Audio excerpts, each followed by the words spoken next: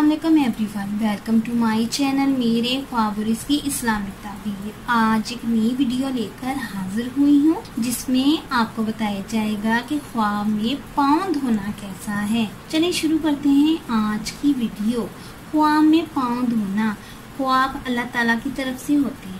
सच्चा ख्वाब नबूवत का 40वां हिस्सा होता है। कुछ ख्वाब ऐसे होते हैं जिसमें इंसान को फ्यूचर के बारे में कुछ वाज़ेह इशारे मिलते हैं और कुछ ख्वाब ऐसे होते हैं जिसमें इंसान को पोशीदा इशारे मिलते हैं। अब ये इंसान का काम है कि वो किस तरह अपने ख्वाब को पिक करता है, अपनी लाइफ को बेहतर बनाने की कोशिश करता है। अच्छा ख्वाब आने पे अल्लाह तबारक तआला का शुक्र अदा करना चाहिए और बुरे ख्वाब आने पे अल्लाह से अपने लिए दुआएं खैर करनी चाहिए, सदका और खैरात भी करना चाहिए।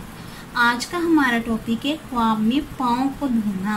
बज़ाहिर ये ख्वाब अच्छा मालूम होता है क्योंकि पाँव धोना या पाँव साफ करना अच्छी बात है, मगर इसकी ताबीर डिफरेंट है। ख्वाब में पाँव धोना नुकसान, टेंशन, परेशानी मिलने की दलील है। ख्वाब में पाँव धोना किसी चीज को खोना या किसी रिश्ते के खोने के मुतरादिफ है। अगर मैरिड इंसान देखे कि वो अपने पाँव धोता है तो वो अपनी बीवी से जुदा होगा।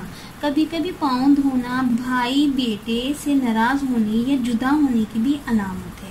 किसी काम या किसी ख्वाहिश की तकमील ना होने या अपने मकसद में नाकाम होने की भी अलामत है। यह ज़लील व ख्वार होने की भी दलील है।